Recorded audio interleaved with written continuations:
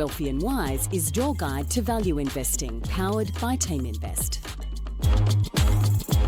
Hi there, welcome to Wealthy and Wise. Well, buying is exciting. Selling can be uncomfortable.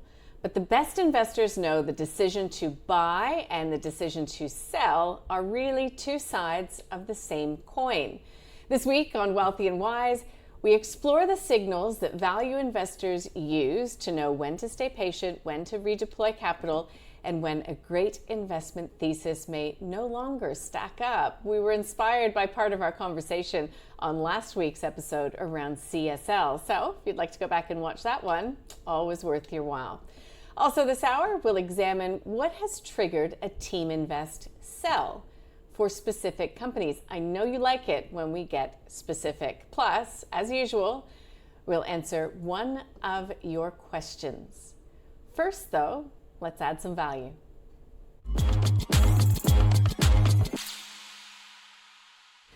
I think it's fair to say that most investors spend far more time thinking about what to buy than when to sell, but disciplined investing requires both. So in this segment, we'll unpack the frameworks value investors use to make buy and sell decisions with Andrew Coleman from Teaminvest. And to kick it off, Associate Professor Mark Humphery-Jenner will be joining us from the University of New South Wales. Welcome to you both. Mark, why do investors find selling so much harder than buying? Well, firstly, thanks for having me. And there's really a few reasons, but a lot of it comes down to an extent, behavioral finance. And in particular, when people are looking at their winners and their losers, they have this loss aversion, this feeling they don't want to realize losses, even if those shares are doing really badly and are not going to recover. They're just hoping they will do so because they don't actually want to pull the trigger and actually see that loss occur in their balance sheet. By contrast, when a stock has gone up, to some extent, they can bank that gain and feel as if they've won something, even if they could have won more, but also then it becomes a realized gain, which feels psychologically better than a realized loss. A lot of it comes down to behavioral finance. Yeah, so is it that humans are sort of naturally wired to hold on to winning investments for too long? Well, naturally wired, we shouldn't be naturally wired for it, but it seems like that's behaviorally how it factors into what people are doing. And there's a lot of academic literature that shows exactly this type of thing. So it's the type of thing you should at least try to train yourself away from doing.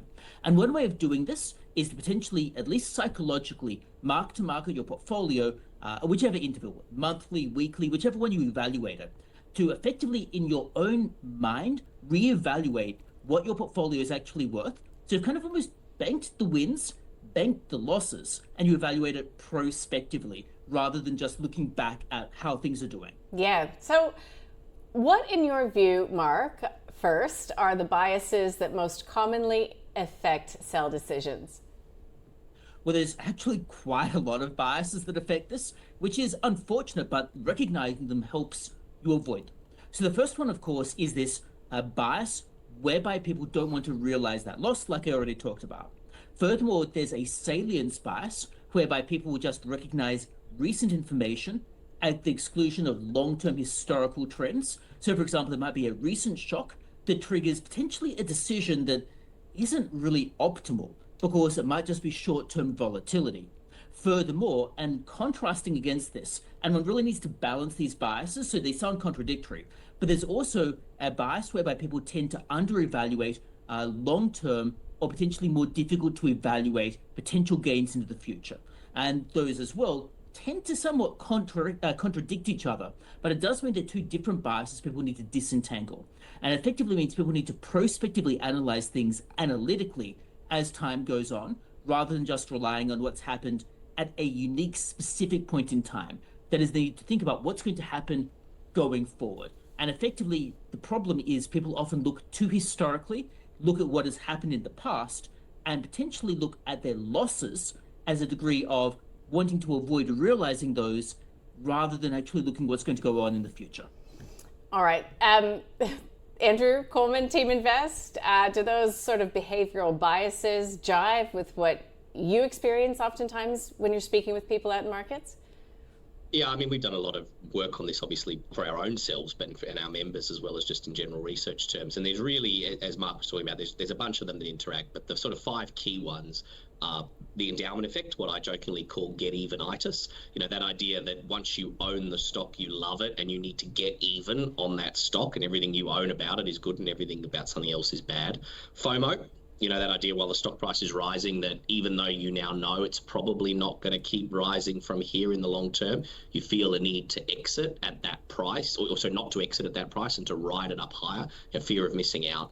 The sunk cost fallacy, that idea of the money that's in there is really what's relevant, and you got to hold on until you can get it back, rather than looking at the opportunity cost of what you can do with the money. And then the recency bias and confirmation bias stuff that Mark's pointed out. But really what they all end up leading to, and what an investor has to be really careful about, is what you don't want to be doing is cutting the flowers and watering the weeds. In other words, selling out of the best companies just because the price has risen and you can lock that gain in, and holding on to the worst businesses in the hope that they will come back. You want to do the opposite. You want to water your flowers and cut the weeds, not cut the flowers and water the weeds. Yes, but Andrew, is there an argument as well, if a stock has done extremely well, extraordinarily well, valuation metrics are riding high, to trim your position, even if you think it is still a good business, but when you just are recognizing that valuation has just gone out of whack? I think they're two different questions. I think if the valuation's gone out of whack, you're better off exiting. And we'll talk about that a bit later, because that now is a FOMO problem, right? You're sitting there with an endowment effect telling you that, you want to keep holding on for that higher price rise, even when that price rise is not justified by any of the fundamentals. So from that point of view, that's a complete exit. I would separate that from this mistake that investors often make of, when there's a little bit of a gain, taking some off the table. We use that language a lot on shows like this, and it's a very dangerous language, because, of course, if the business is a good business and it still justifies its valuation, the market hasn't got toppy, it's reasonably valued, then there's an opportunity cost of exiting. You've got to find something just as good to put your money in. Otherwise, you would have been better off staying where you were. So I think it's important to separate those two, and we'll talk about them in some examples. But, a company that has risen, say, 40%, off the basis of earnings rising 40%, that's not a take your money off the table scenario. That's just good fundamental analysis. On the other hand, a company whose share price has doubled while the earnings have shrunk, that's a get out of jail free card, and you should be taking it. Yeah. All right. Mark, back to you. Can strong past performance, make investors more vulnerable to future disappointment? Yeah, absolutely. So as we've just talked about, that strong past performance can encourage people to hold on to a stock for too long, potentially anticipating it's going to continue forward into the future. So we see this all the time, particularly with people who really start to become wedded to a stock. So we see this, Tesla had this for one point in time, whereby people would just hold on to it, believing it would keep going up. And it has done quite well, but not over all time periods, meaning that people would just anticipate it continuing to go because it had in the past. And that past performance is not always an indicator of good future performance. Rather, future performance derives from how the company is actually doing at that point in time. So the disappointment I think that many investors often feel, though, when market darlings experience such dramatic reversals. So what you're saying is this could be why we see such dramatic reversals once sentiment changes. Some of it comes down to that. So once sentiment changes, you do get a retail investor effect where people just head for the exits. But also to some extent, when markets change, you do at least see reportedly and anecdotally that sometimes people trim their losses to try to make up for or trim the stocks that have done quite well to make up for the losses on the ones that haven't, particularly if they need to cover short positions. So you do see a little bit of rebalancing there. And oftentimes it is easier for them to psychologically accept that they've made some money and they take some off the table than it is to psychologically accept that they've actually lost money and their position was never good to begin with. It really is a more humbling experience to realize that the decision you made in the past didn't actually turn out for the best, and actually having to catalyze that loss. Well, fascinating stuff. Mark Humphery-Jenner joining us from the University of New South Wales. Again, thank you so much for your insights. Thanks so much for having me.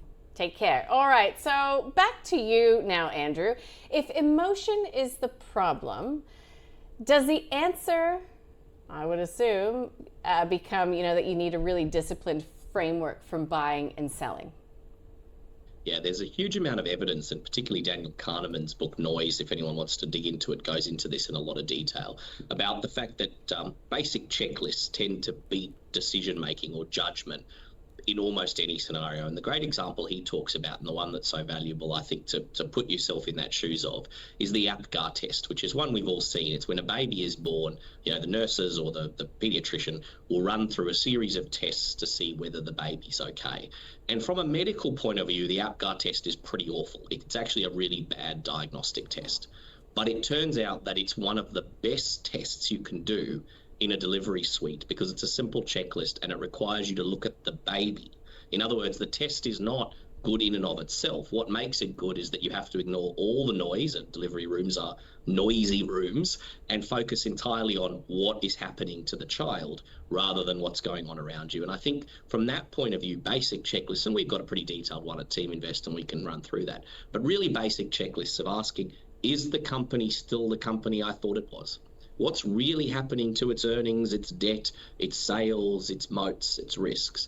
Those are, in the end, far, far better predictors of your future long-term performance than anything to do with the share price. And separating that noise of share price and what you read in the press from those fundamental questions is both the secret sauce to good long-term value investing and the hardest thing to do, because, as you say, we're human and we're driven by emotion.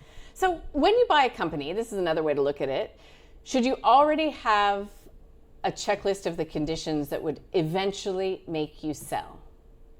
Oh, absolutely.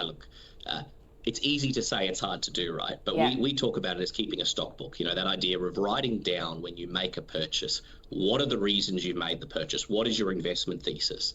And then consider that against what you see happening regularly. I mean, by regularly, I don't mean daily, but, every few months, pull up what you've seen about the company and ask, is my investment thesis still intact? Because if your investment thesis is still intact, regardless of what's happened to the share price, you should be happy holding on to the business pretty much. Whereas if the investment thesis isn't intact, then regardless of what's happened to the share price, you probably don't want to be in it.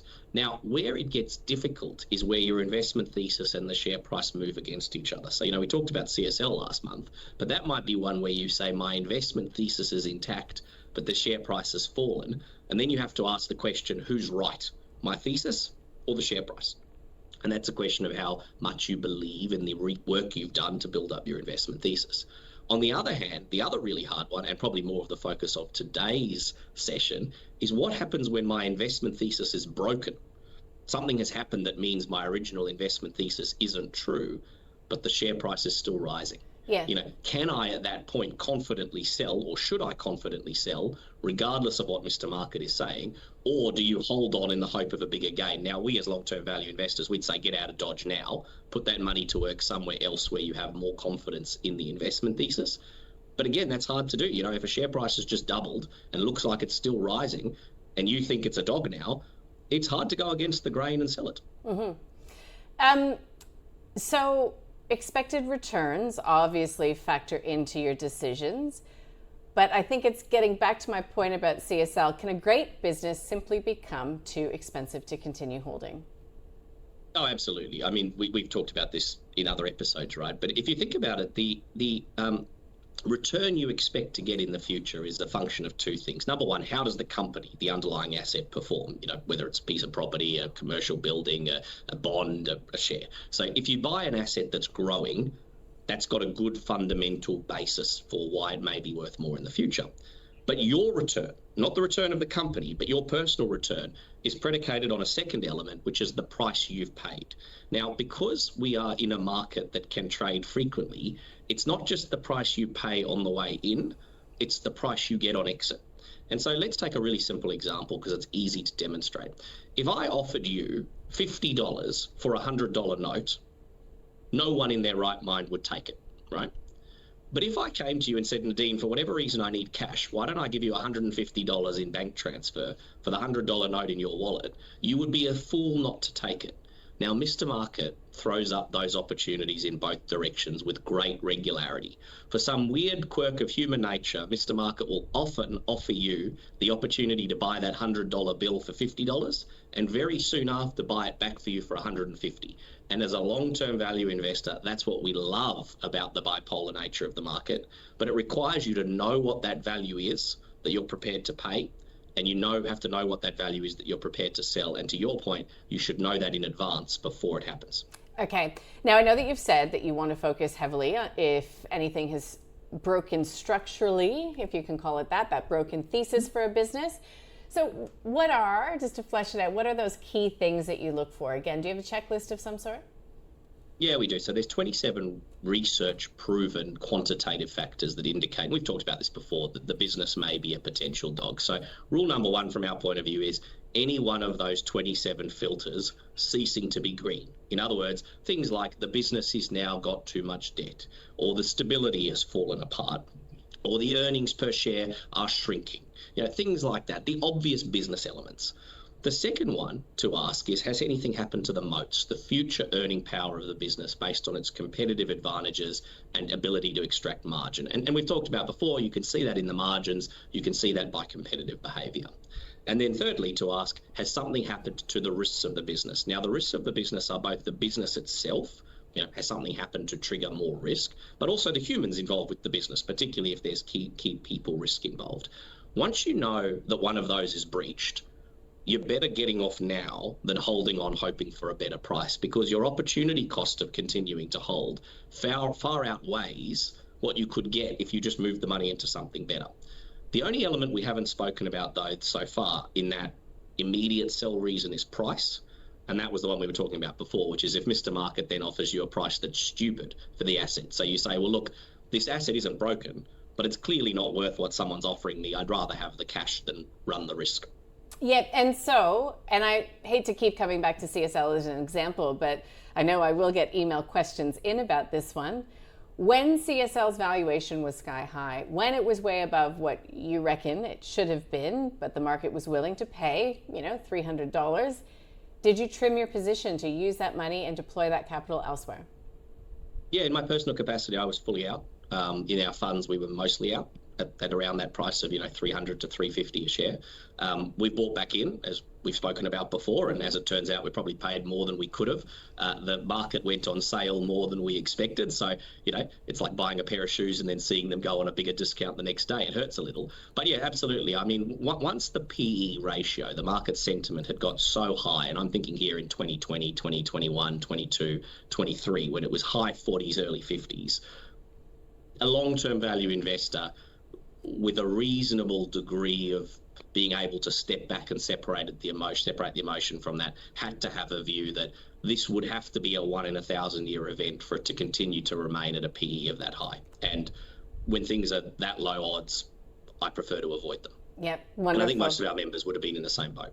Yeah, it's just an interesting case in point at this particular point in time. And Well, I think even better, if you want to look at a couple today, I mean, have a look at Medicus and WiseTech over the last 12 years. I mean, from that point of view, and Technology One, two at least out of those three, I think, are wonderful businesses. And yet, from a market point of view, all three got to a market sentiment or a PE of well over 100, which was not sustainable long term, and it's no surprise that all three of them are down more than 50% in the following 12 months. All right, well, you have set us up nicely. It's nothing wrong with the business, it's just the price got silly. Yeah, all right, you've set us up nicely, Andrew. We'll go head to head, take a look at some of these stocks next. Well, every investor, I think, remembers the stocks that they sold too early, but often the bigger mistake is refusing to sell at all. So in this segment, we'll look at some real examples of Teaminvest exits, companies that stopped meeting the process and others that perhaps were worth holding through periods of market exuberance. To uncover it all, Andrew Coleman is joining us once again from Teaminvest. So before the break, you were mentioning WiseTech and Medicus. So again, talk us through sort of why it would have been a sell decision at that time. Yeah, well, what I will say in the first case here is when we're talking about WiseTech and Pro Medicus, let's take Richard White out of the equation, because with the word WiseTech in there, that throws in a whole bunch of noises. And whilst it turns out afterwards that the noise in that company was probably negative and destructive, no one knew about that noise a year ago, right? So if we're going to look at when we actually did exit, we must ignore what ended up being the case. That was lucky that we were out. But in the case of both WiseTech and Pro Medicus, these were businesses who on the numbers look wonderful. High return on equity, very high growth rates, high degree of stability, little or no debt, very strong moats, very low risks at the time around their business model. But both of them ended up in triple-digit PEs. In other words, market sentiment had gone nuts on the upside. There were comments being made in the AFR of, these businesses could grow at this rate forever. Now, that's never the case. The world never works like that. And very simply, once the PE ratio gets so high, the growth rate that you have to sustain in order to achieve a meaningful return as an investor is almost impossible. So in both of those cases, we exited. Now, amusingly, what's happened since, of course, is for a short period after that, the share price continued to rise almost parabolically. And so people would have looked at our portfolio and said, you fools, you've missed out on this upside. And then, of course, it struck midnight and they were exposed from a share price point of view to be mice dressed up as horses and footmen. And as a result, the share price crashed. And anyone who had paid these very high PEs is now materially underwater. Now, in the case of WiseTech, you've now had after that a whole bunch of issues around partners' mentality, which mean there's probably no price at which I would like to get back in. Pro Medicus, on the other hand, is a wonderful business, and at the right PE, I'd love to own more of it. But they're two really good examples of being able to say, our investment thesis is these were good businesses with strong moats, fast growth rate, but the value or the price that the market was now offering had differentiated so far from value that we were far better off exiting and putting our money to work elsewhere. Yep. Which is exactly what we did. So what about a couple of stocks that might have appeared to be good value at one time? I'm thinking corporate travel management. I mean, that's a sad story in and of itself. Flight Centre comes to mind. I mean, what sort of process would you be have thought about those businesses in terms of exit strategies? Yeah, well, we mentioned before what our checklist is, and really our checklist boils down to three things. Firstly, does it fail the quantitative filters? Is there a reason the business might be a dog from the numbers? Secondly, does it fail the wisdom of our crowd? Now, we've talked about before, but we've got 700 roughly Teaminvest members around the country giving us that feedback all the time on these companies. Is there something good or bad about the company? And so there's a very good data set there for us to rely on. And then thirdly, does it fail the question of has something broken with the past? So if you take corporate travel at Flight Centre, of course, these were wonderful businesses leading up to the pandemic. They had been growing, at least on their numbers. Turns out maybe corporate travel's numbers were fudged, but the numbers that had been in the market's view were really positive leading up to COVID.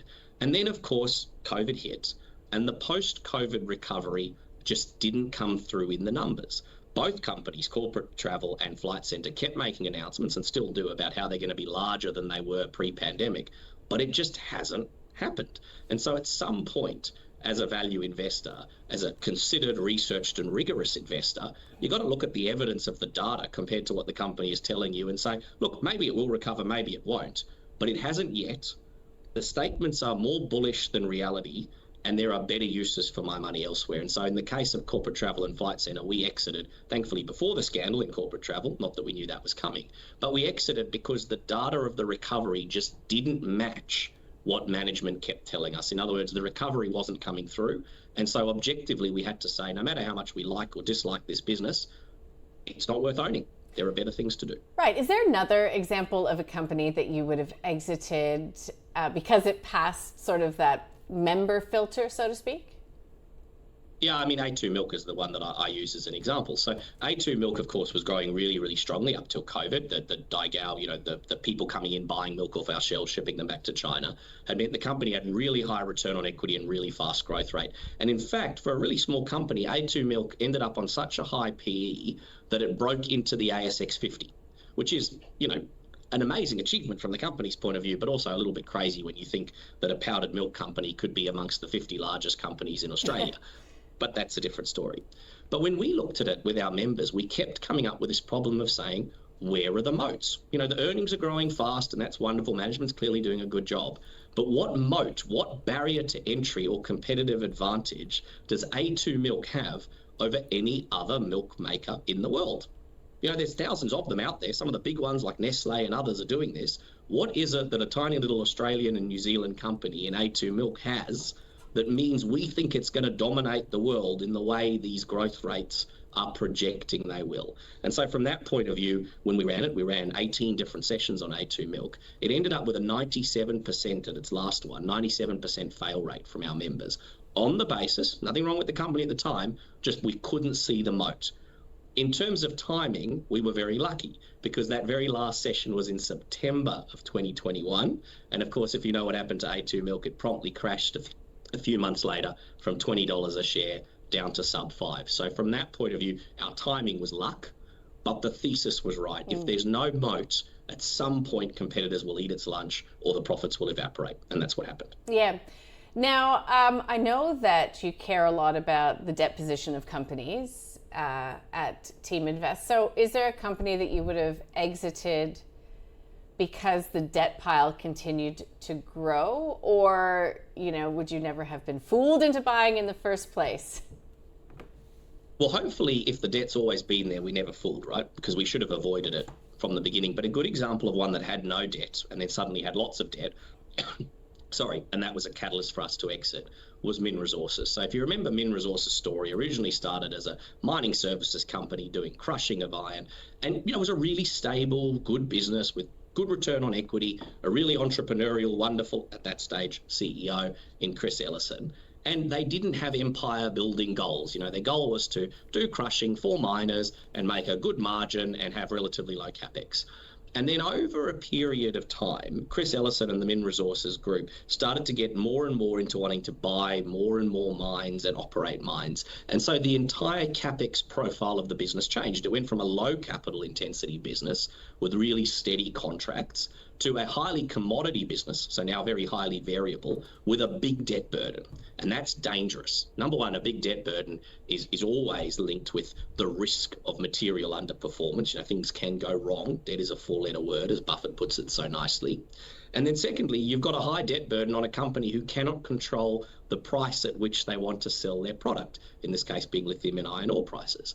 And so, you know, we exited Min. It started to fail our filters in 2022. Now, amusingly, of course, at around that time, was somewhere between sort of 50 and 80 bucks a share. It got up to close to 100. So for a while, we looked like we were fools. And then, of course, it fell all the way down to the low teens and has since sort of recovered in between. Now, from that point of view, as a long-term value investor, you've just got to make the decision that you think is the right decision based on the previous data and the academic research. And the academic research pointed to the fact that once the debt had got that high and it was a commodity type business, there was way too much risk around future return. So what do you do if you're considered researched and rigorous and you're being rational and honest with yourself? You sell it and you put the money to work elsewhere and accept that someone else may make a gain on it, but they're going to have a lot of difficulty sleeping at night, whereas your money can be earning a lot more for you with a much, much lower risk profile. Yeah, because there's opportunity cost in and amongst all of that as well. So Teaminvest filters, member filters, whether or not the business has structurally changed, and that includes obviously debt. Well, Andrew, thank you for giving us some clear examples of when and why you exited those businesses. We might leave this head-to-head conversation here if you don't mind sticking around, because of course we have our viewer question. We'll get there next because you asked.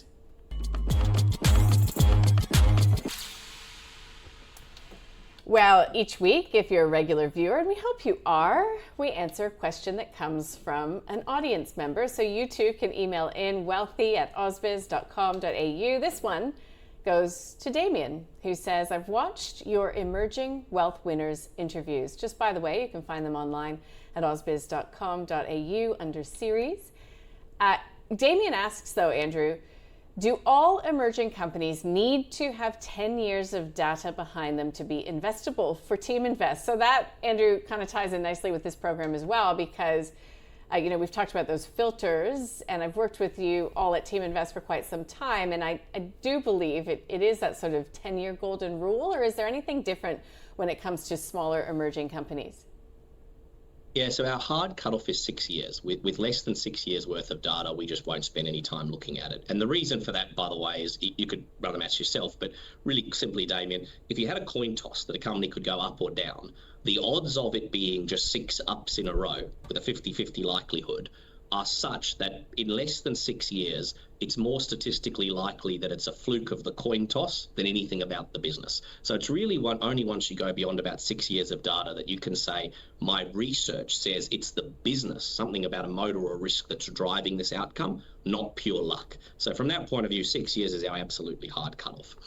On the other side of the equation, we talk about wanting 10 years of data because statistically the difference between 6 and 10 takes it from it's probably not luck into it's virtually certainly not luck. So from that point of view, we will start to look at emerging companies at the 6-year mark, but we'll really only be interested in investing a material amount of our wealth at the 10-year point. So, maybe you put your toe in the water at the year 6 or year 7 because things are looking good and, you want to keep an eye on it. But if you're talking about making it a meaningful part of your portfolio, our recommendation is always to have a minimum of 10 years of data to get around that statistical risk that what you're seeing is a fluke, either a point in the cycle, the economic cycle being on an upswing, so it looks better than really it is when the markets turn, or a fluke around just simply you can get 10 heads in a row, hard to do, 6 heads in a row, relatively easy to do, 3 heads in a row is incredibly common if you think of it as a coin toss. Yeah, interesting. All right, Andrew, thank you for answering that question. Damien, thank you for sending it in.